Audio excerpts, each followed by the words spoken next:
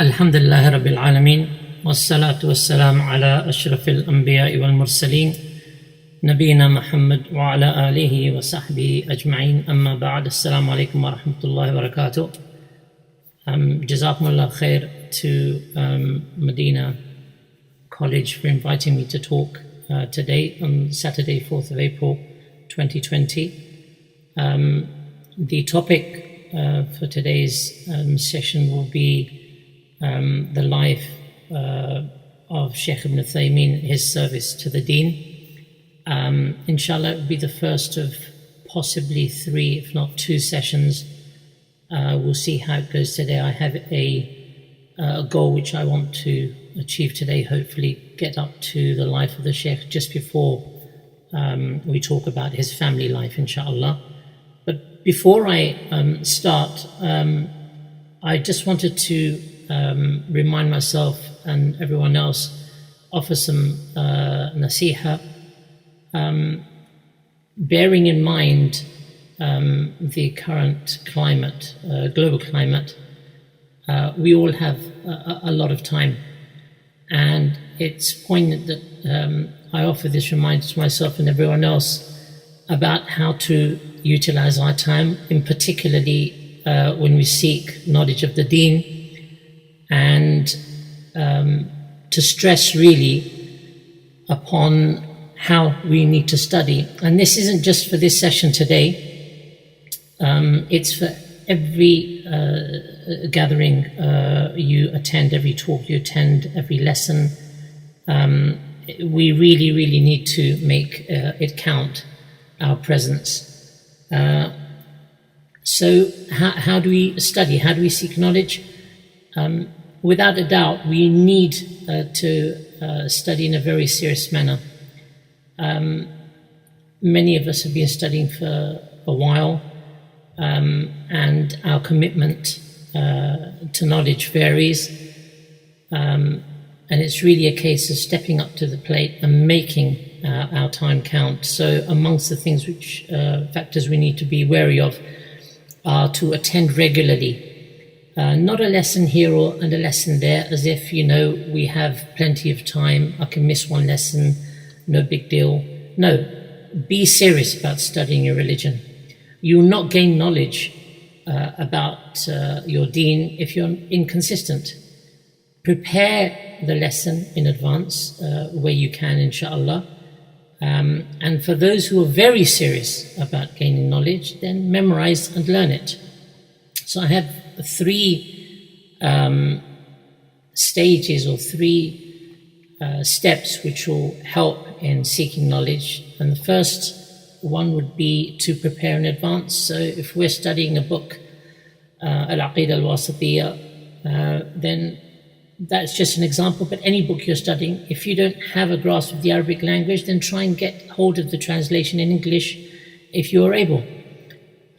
Shaykh Abdul Muhsin al-Abbad, Hafidahullah, he would say that whoever does not bring their book with them to the lesson, then he is not really a student of knowledge. We'll discuss this particular point a bit later on, but it's worth mentioning here that stressing the importance of bringing a book with you, inshallah. The second factor which will help us is to concentrate in the lesson, to be alert. And this is one of the reasons I'm not happy about any of my lessons being recorded. Why? Because when you know the lesson is being recorded, you sit at ease.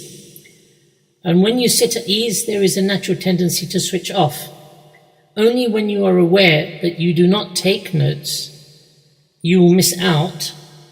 Only when that is the case, then you are on edge and alert, inshallah. And the scholars have mentioned that there are 2 types of people. 2 types of people who attend lessons. And the first one is the serious student of knowledge.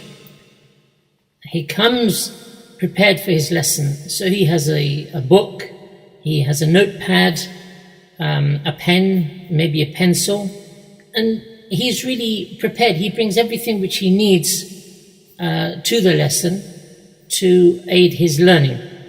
He writes, he makes notes, he listens, and He's generally very attentive, paying attention. And this reminds me of the narration transmitted by narrated by Muhammed ibn Mubashir in Sirah A'lam al-Nubala, in which he mentions when Muhammad ibn Salam al-Baykandi, when his pen broke while he was in this gathering of a Shaykh, he announced there and then a pen for a dinar, whereby pens began to fall upon him from all directions. So this was the importance he attached to making notes, that he was willing to pay even 1 dinar for a pen because he didn't want to miss out. The second type of student of knowledge, the scholars have referred to such a student as the guest. And the guest is the type who comes and sits down and he listens. He doesn't really do much else. He hasn't brought any book with him. He hasn't brought a notepad, a pen or pencil, anything to take notes with. And while he is sitting at ease, not taking notes, he may doze off now and again, concentrating intermittently. Why? Because he is sitting at ease. He is not on edge, he is not alert. He may check his phone for text messages or emails, and after the lesson is over, he will go home. The scholars call these people the guests. Don't be from this category of student of knowledge. Allah subhanahu wa ta'ala mentions in Surah Al-Imran, Kullu nafsin dha'iqatul maut. Every soul shall taste death. So our lifespan upon this earth is very short, and we will all need to raise our game and seriously step up and be serious about the knowledge that we seek. And look, when we reflect upon the Salaf and how they used to seek knowledge, there's a narration about Qatada ibn Di'ama as-Suddusi, and again the narration is in Sirah A'lam al-Nubala, and he said here, I have never said to a scholar of hadith, a muhaddith, repeat it to me, and nor have my ears ever heard anything except that it has settled upon my heart, i.e. I have memorized it. And this is the seriousness with which the Salaf used to take knowledge, that they were alert, they committed to memory everything that they learnt.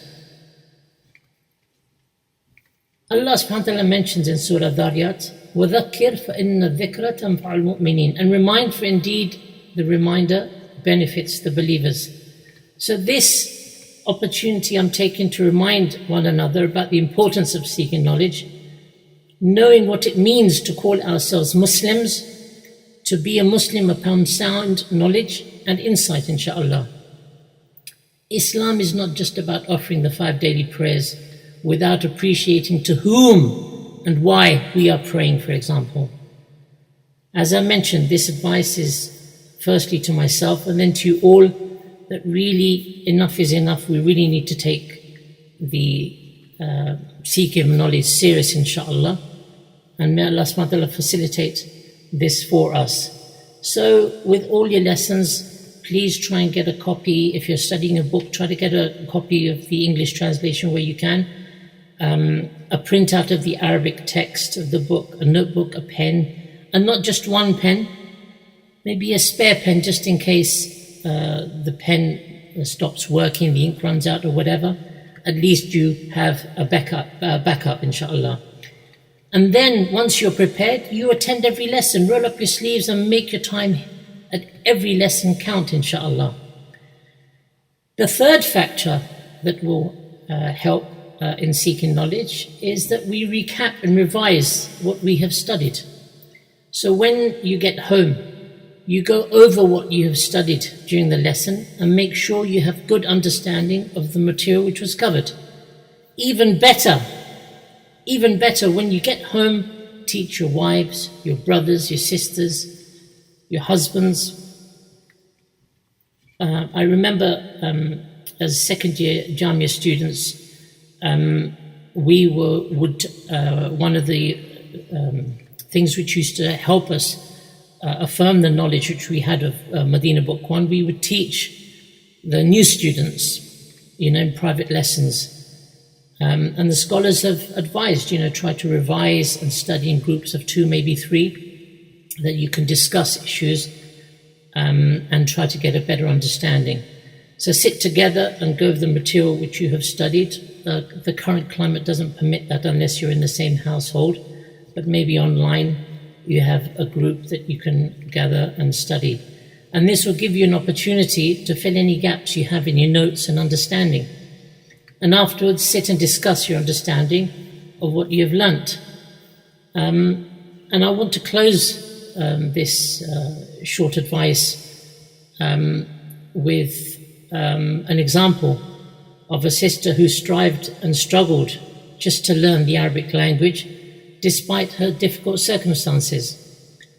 So she had a 24-hour routine with her husband where they both cared for their 2 terminally ill children who had Batten's disease, one of them a boy aged 12 and the other a girl aged 10. And despite this schedule which she would remain awake during the day, her husband at night, she would still pursue her passion for learning the Arabic language. If you looked at her circumstances, you'd think, subhanAllah, where would you find the time? Or you have the excuse not to seek knowledge or Arabic language. Your hands are full, but still she made time. So her care shift would finish daily at around midnight, and then I would visit her to teach her for up to 1 hour, and after I left she would revise what I had taught her until 2 a.m. when she would go to sleep. She would then be up again for the Fajr prayer and then resume her care shift at 8 a.m.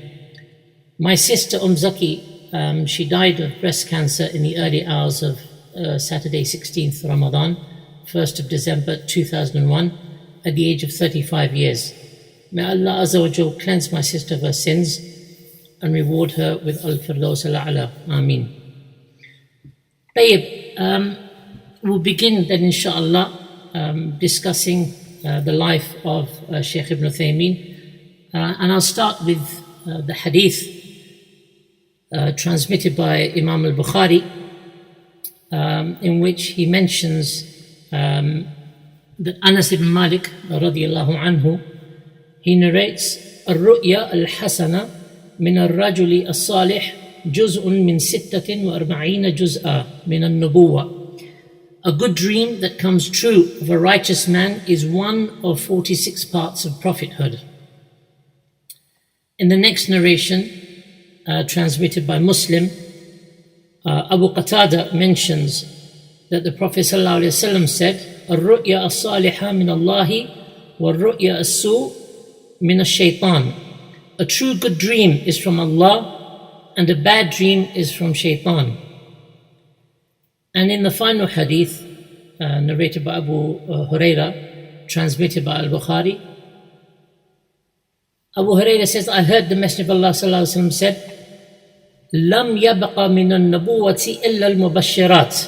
قالوا وما المبشرات؟ قال الرؤيا الصالحة. The Prophet ﷺ said, nothing is left of prophethood except al-mubashirat. So they asked, what are al-mubashirat? He replied, the true good dreams that convey glad tidings. A man narrates, my father once narrated a story to me about an old man who had a dream. In this dream, he met Shaykh al-Islam Ibn Taymiyyah in one of the markets of Unayza. Unayza is a region between Medina and Riyadh. It is one in Unayza. There was one in the marketplace.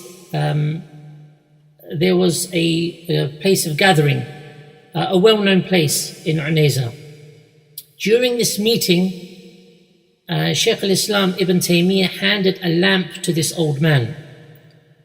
When the old man later inquired about the meaning of his dream, he was told that he will have a child who would grow up to be righteous, Saalih, and he would have an elevated stature in Islamic knowledge. So a child was born to this old man, and he was set upon naming him Saalih, in the hope that this dream would be true and specific to this child. So Saalih was a religious, and he was devout and loved the people just as they loved him too. He would recite the Quran and stand the night in prayer. However, he was not a student of knowledge. Saalih then got married and had a son whom he named Muhammed.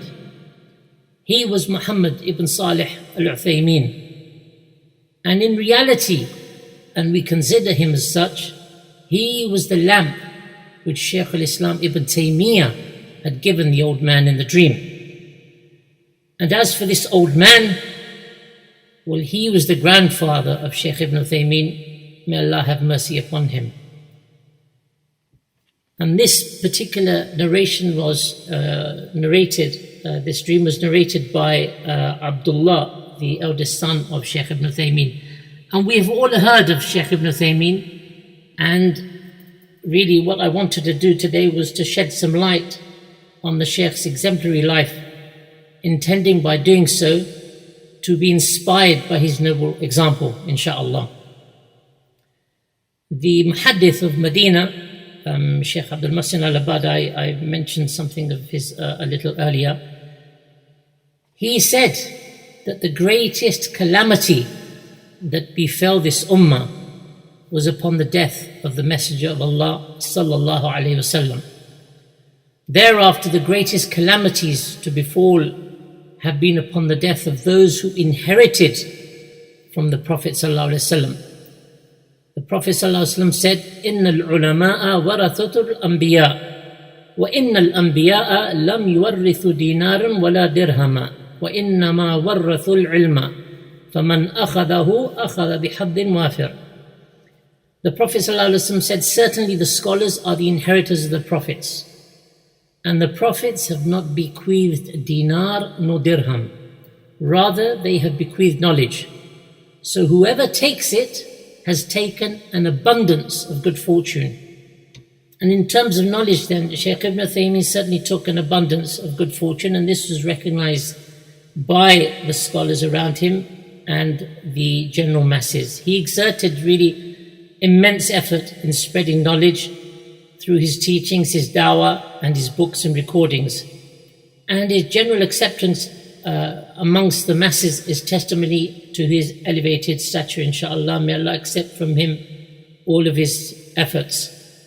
One of the things which I want to do as I relate bits of the story of the Shaykh, I want to pepper them with some anecdotes which those around the Shaykh have penned.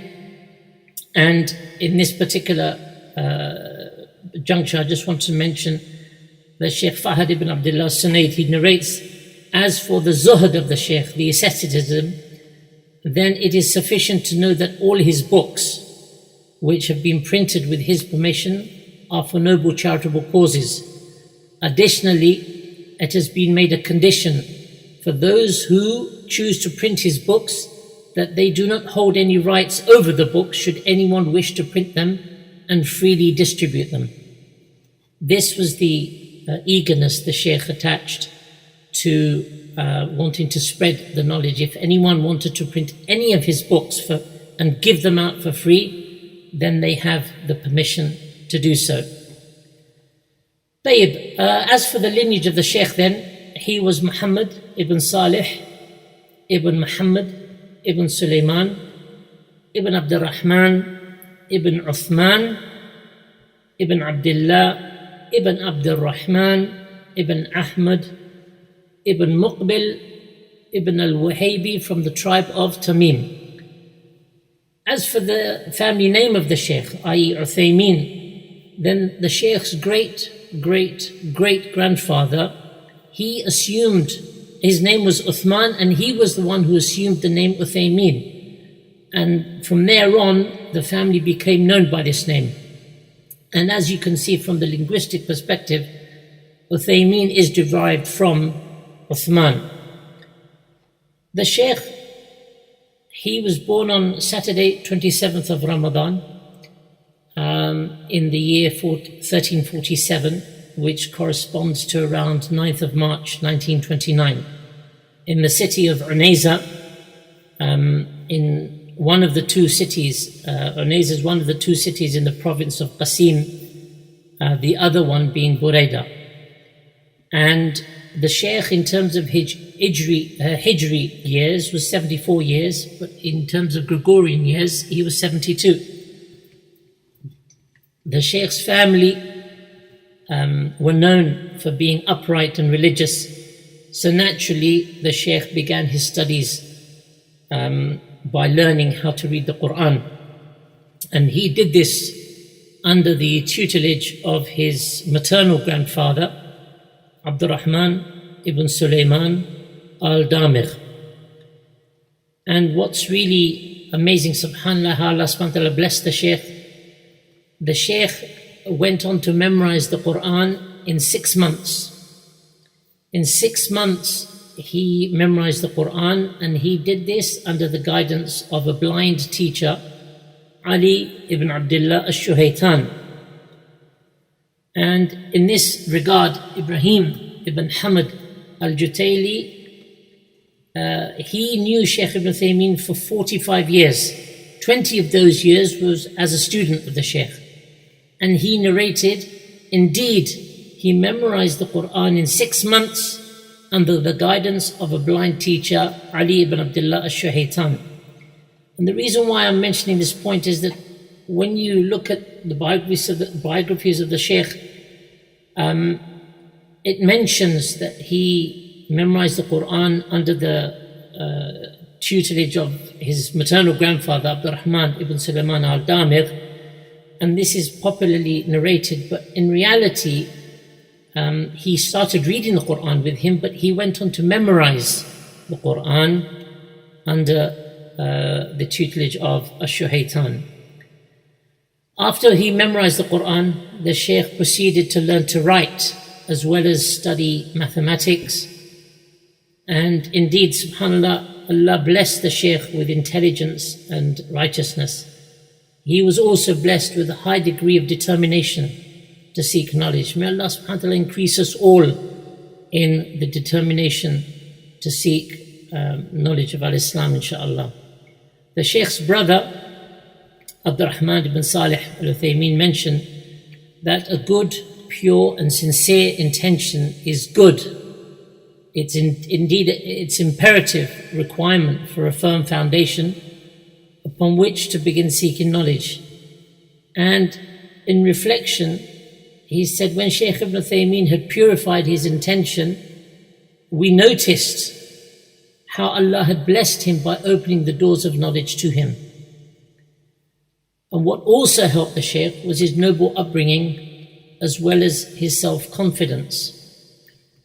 So, in this particular narration, Shaykh Asim ibn Abdul Mun'im al-Mar'i, he narrates, and from the special characteristics for which he was well known was his eagerness, steadfastness in seeking knowledge.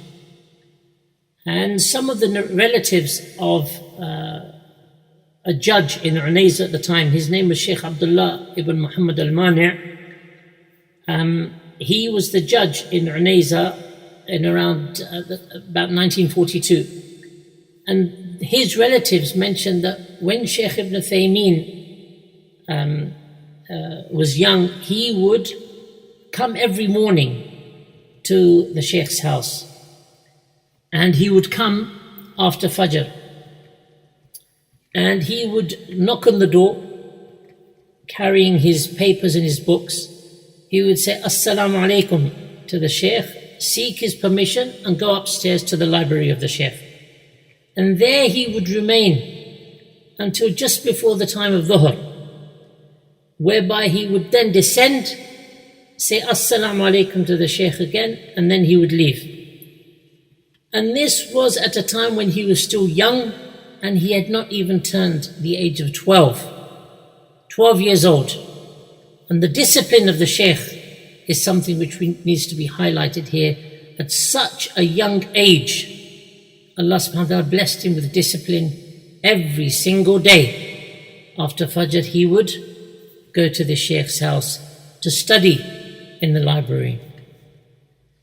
And in his determination to seek knowledge, at the age of 18, the Shaykh joined the study circles of Shaykh Abdurrahman ibn Nasir al-Sa'di in Unayza. Shaykh al-Sa'di, you may well know that he is the famous scholar who wrote a tafsir amongst many other books. But his tafsir is well known. It's called Taysir al-Karim al-Rahman fi Tafsir Kalam al-Mannan. And this particular tafsir, Shaykh ibn Uthaymeen, he recommends the beginning students of knowledge to study first, because as the Shaykh said, it is a good, easy and reliable book. So it's been simplified immensely in comparison to the other voluminous tafasir which are out there. At the time, Shaykh al-Sa'di had appointed 2 of his senior students of knowledge to teach the young students.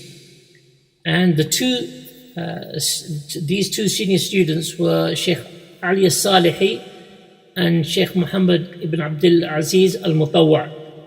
These were the 2 senior students of Shaykh al-Sa'di that he had now appointed to teach the younger students of knowledge.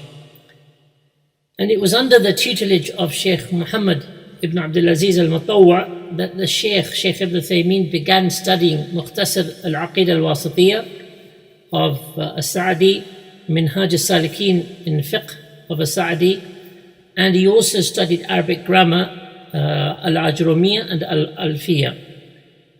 He also studied fiqh and the laws of inheritance, faraid, under the tutelage of Shaykh Ali Abdurrahman ibn Udan.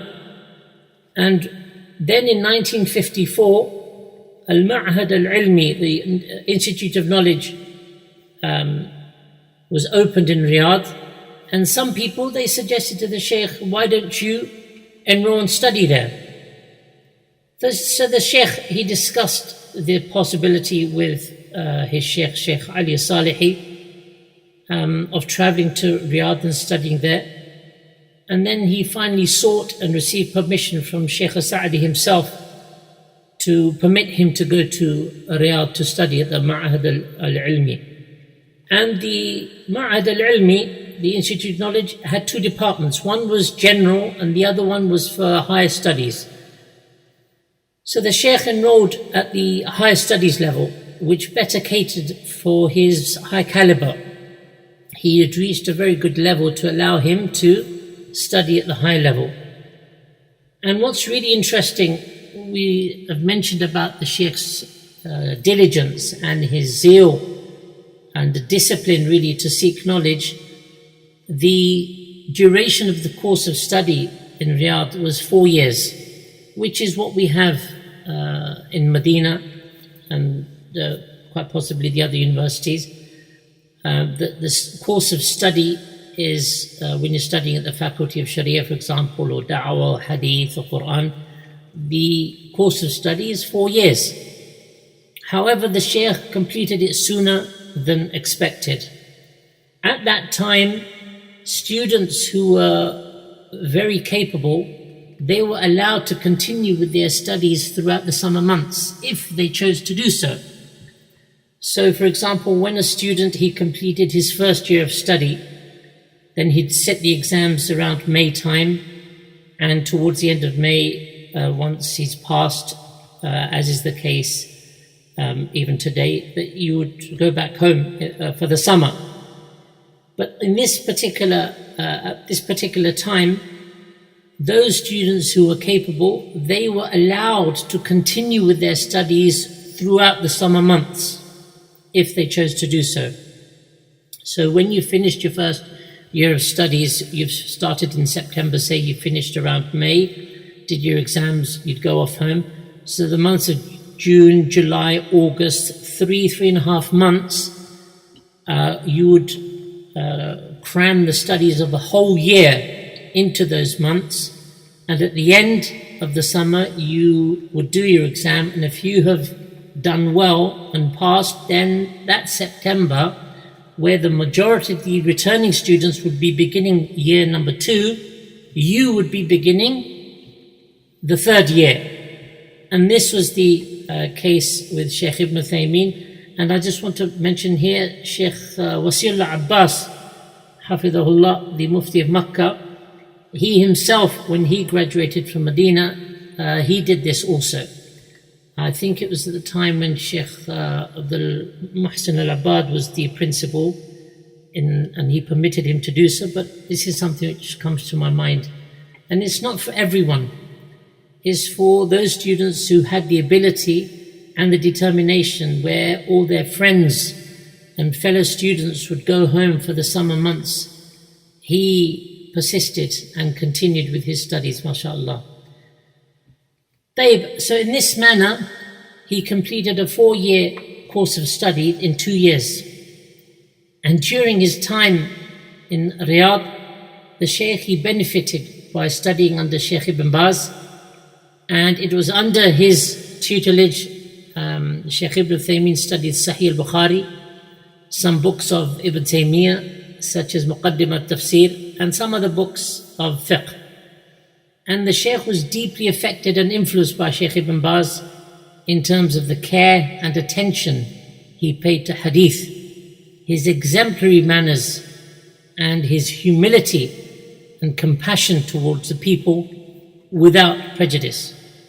So whilst the Shaykh was studying at the Institute of Knowledge then in Riyadh, he mentions, the Shaykh narrates this story. He said, as students at the Institute of Knowledge in Riyadh, one day we were sitting in our classroom when this old man, he entered upon us. And if you saw him, you would say to yourself, this is just a Bedouin Arab. How could he possibly have any knowledge? His garments were shabby, they were very shabby and ragged, and he did not have any air or stature about him. He didn't appear to be concerned about his appearance. As such, by now he had sort of fallen in our eyes. And at that moment, my thoughts drifted to my Sheikh, As-Sa'di in Qasim, and I thought to myself, I've left my Sheikh in Qasim and I've come to sit in front of this Bedouin. Subhanallah. So when this man who had just entered upon them, the man who Shaykh Ibn Uthaymeen is talking about, referring to, when he began his lesson, the beneficial fruits of his knowledge just began to flow and overcome us all from his vast ocean of knowledge. It dawned upon us all that we were indeed sitting in front of a great scholar from amongst the scholars. We benefited from his knowledge, his exemplary character and manner, and his zuhud and piety. And this Bedouin Arab, as I referred to, was none other than Sheikh Muhammed al-Amin al-Shanqiti, the famous scholar of tafsir and usul al-fiqh. Such was the level of his knowledge that when Shaykh Ibn Baz was the principal of the university in Medina, he would sit in the tafsir lessons of Shaykh Muhammad al-Amin al-Shanqiti in al-Masjid al-Nabawi. Subhanallah. Shaykh Ibn Uthaymeen mentions that he was also influenced by Shaykh al-Islam Ibn Taymiyyah's life spent in the service of Islam. He was also influenced by Shaykh Muhammad Rashid al-Rida in terms of not blindly following opinions of those scholars who had passed away, and instead looking back at the evidences they used to reach their opinions. Upon completing his studies at the Institute of Knowledge, the Shaykh transferred to the Faculty of Sharia at Imam Muhammad University in Riyadh. Whilst he enrolled at the Faculty of Sharia, the Shaykh returned to Unayza to continue his studies under Shaykh Abdurrahman As-Sa'di. And Shaykh As-Sa'di is considered to be his first teacher, since he remained with him for a lengthy period of 11 years. And it was under the Shaykh's tutelage he studied the sciences of Tawheed, Tafsir, Hadith, Fiqh, Usul al-Fiqh, Fara'id, laws of inheritance, Mustalah al-Hadith, Nahu and Sarf.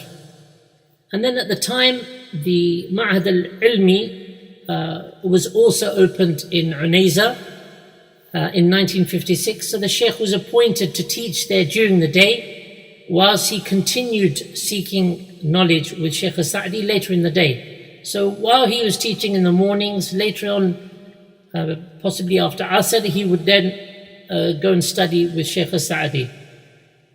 Again, I'm narrating this of the life of the Shaykh for us all to reflect and see how much time the Shaykh committed and pursued his passion to seek the knowledge of the Deen. And at the end of each academic year, the Shaykh would travel to Riyadh to sit his examination at the Faculty of Sharia at Imam Muhammed University. I just want to pause here a moment and check regarding our timing. And bear with me, huh?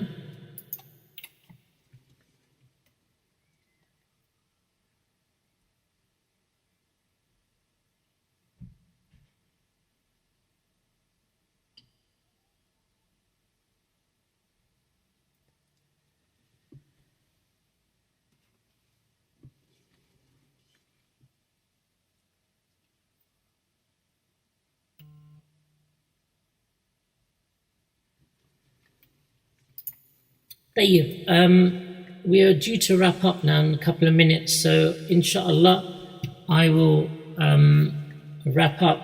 We have obviously more to go, and inshallah our next session, continuing the life of Shaykh ibn Uthaymeen and the service of the Deen, will be next Thursday at the same time. If anyone has any questions related to what has been mentioned, then please feel free to ask, inshallah.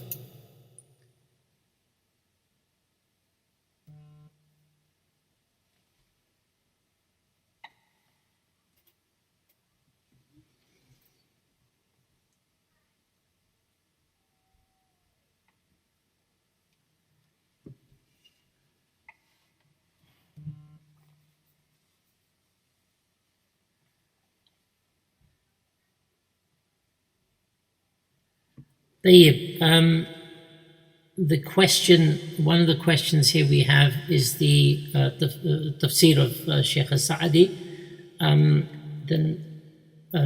This is, let me just get the correct, we just know it as tafsir Sa'di, just so that I don't. This one. Taysir al-Kareem al-Rahman fi tafsir kalam al-Mannan. So let me just type the answer here.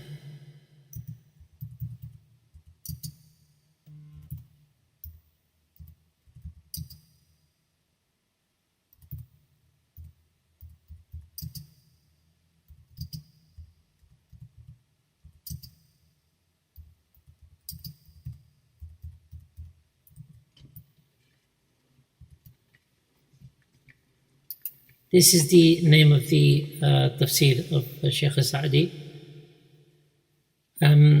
One of the questions someone's asked is, I mentioned about having a copy of the book.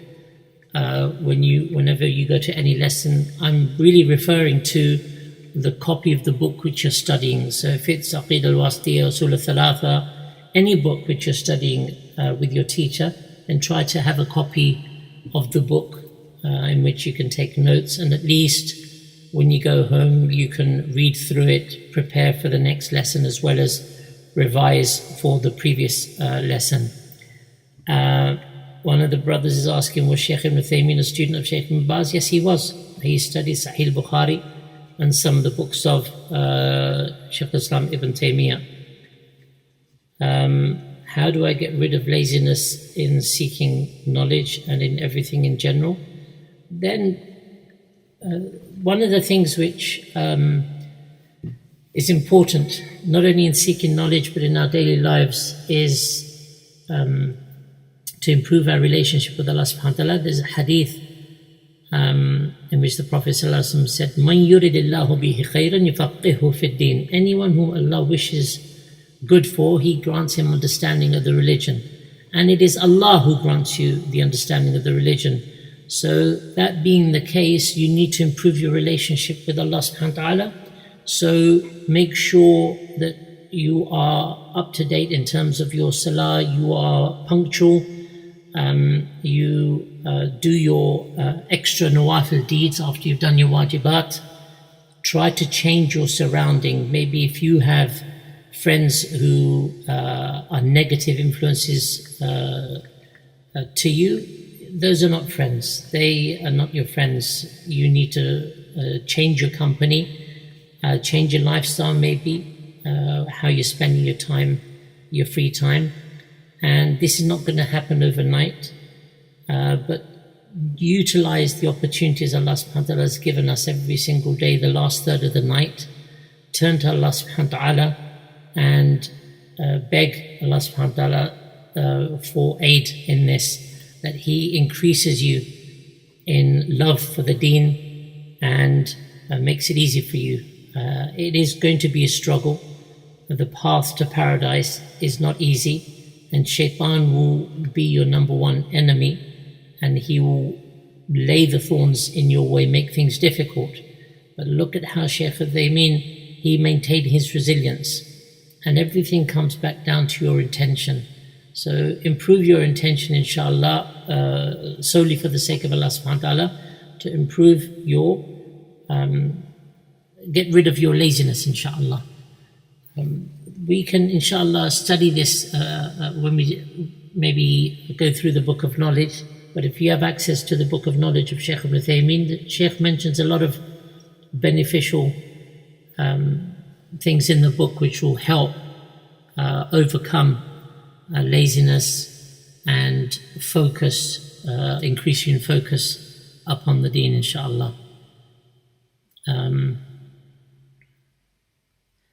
Someone's asking, I am currently studying Medina Book 1 for Arabic language. How many times a week should I be learning, as I want to seek knowledge properly, and how long per day? I have a rule: the more time you spend studying the Arabic language, the more you will learn, the more firm your deen will be, your understanding, inshallah, will be. So if you spend 1 hour a week, then expect that sort of quality of understanding.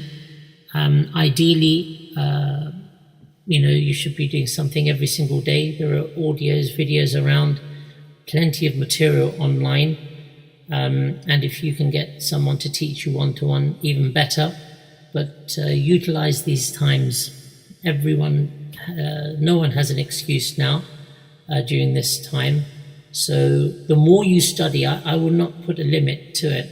The more you study and persevere, the better will be the outcome, inshallah. The Sheikh, when did Shaykh ibn Uthaymeen die? Subhanallah, we've just talked about him being born, and we haven't reached that point. The Shaykh, subhanallah, he died,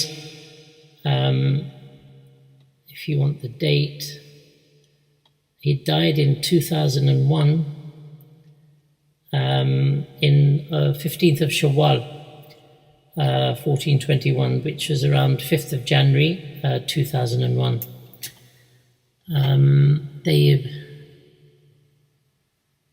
The Seerah book that was, subhanallah, the book which I was referring to was Seerah A'lam al-Nubala of Imam al-Dhahabi.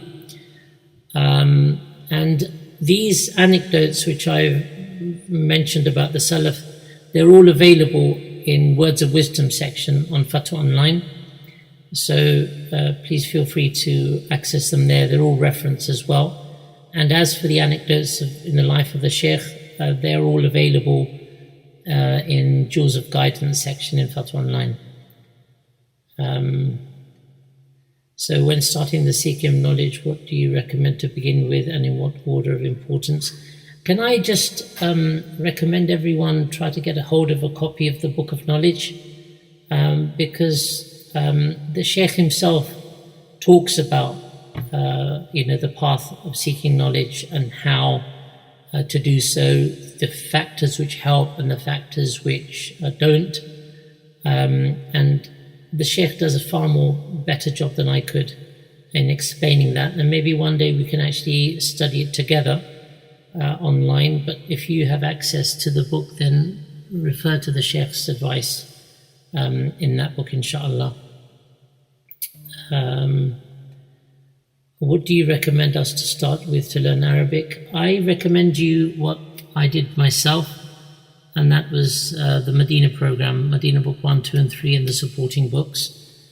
As I mentioned, a lot of references are online, study materials. So I believe there are classes at Medina College as well, so it might be worth looking there and seeing what they have availability, or any of the masajid. But now time is tight or restricted because of our circumstances, so have a look online if there is anything there. Is there an authentic book on the biography of the Sheikh? There are in Arabic. There are quite a few books the students of the Sheikh and those who love the Sheikh have compiled. What was the name of the Sheikh with rugged clothes? His name was Muhammed al-Amin al-Shanqiti, and he was the author of Adwa al-Bayan, which was the highly praised tafsir of the Quran. And he then later on he was also teacher at the Jamia, and subhanallah, he had two sons. One of them was a specialist in usul al-fiqh, and the other one was a specialist in tafsir. And the Sheikh himself, their father, was a specialist in both. MashaAllah, tabarakallah.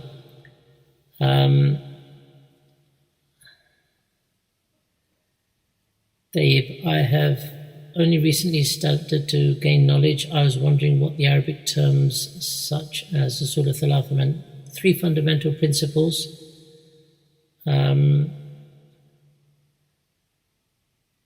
I've started lessons in Usul al-Thalatha, but I'm wondering, is it better for me to first memorize the Quran before this book? Subhanallah, you have time for both, inshallah. If you can combine the two, it's better. In terms of the Sheikh, if your ability is strong that you can memorize the Quran in a short space of time, Shaykh Uthaymeen did it in 6 months, then alhamdulillah, push yourself, akhi. For the rest of us, you try and combine, be disciplined, and the Mashaykh mentioned that you should have a set portion every single day to seek knowledge, to read the Quran, and maintain that every single day. Whatever your circumstances, don't give up your daily portion which you read every single day. And the best of time to memorize is fresh, right after Fajr.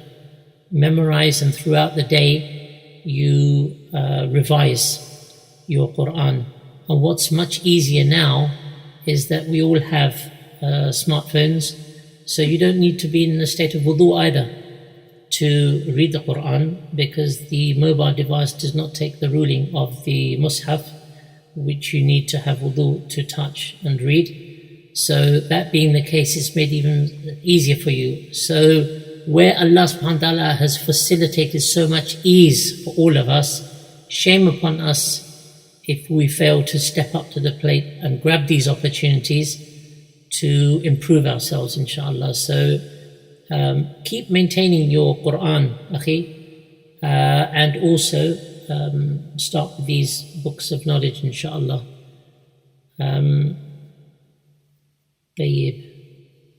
What's the name of the book of knowledge? It is called the Book of Knowledge.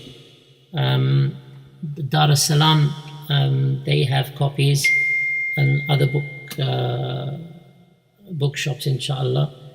Just do a search for it, inshallah. You'll find any of the bookshops, inshallah, should have a copy. And I believe Amazon, you might find there are some on there.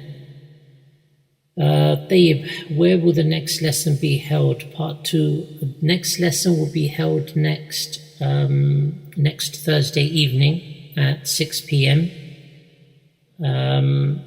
And we have, someone's asking, are there classes regularly held? We could join. Tomorrow we have a lesson on the fiqh of fasting in preparation for Ramadan. I'll try and publish the details on my Twitter account, inshallah. What Arabic books should one study after the Medina books? All these questions, subhanAllah, related questions, they're all mentioned and answered in the Book of Knowledge of Shaykh ibn Uthaymeen. So if you have a look at try to get a subhanAllah, copy of the book, or even if you could borrow a copy. As I mentioned, the Sheikh has gone through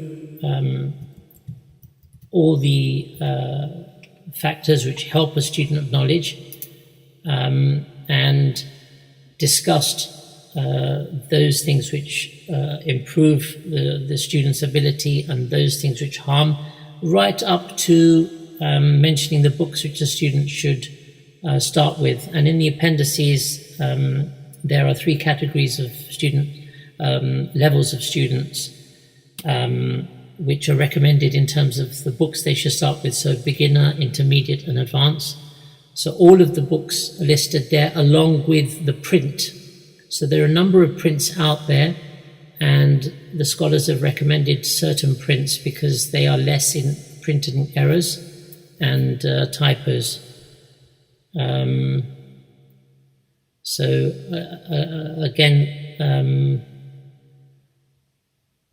so please refer to those books, to the Book of Knowledge, because it's a complete book really for the students to refer to and benefit from. And inshallah, with that, we will finish for today, and we will begin the next lesson on Thursday, I believe it's 10th of April at 6 p.m. inshallah. Wa sallallahu wa sallam ala nabiyyina Muhammed wa ala alihi wa sahbihi ajma'in. Subhanakallahumma wa bihamdik. Ashhadu an la ilaha illa ant. Astaghfiruka wa atubu ilayk. Wassalamu alaikum wa rahmatullahi wa barakatuh.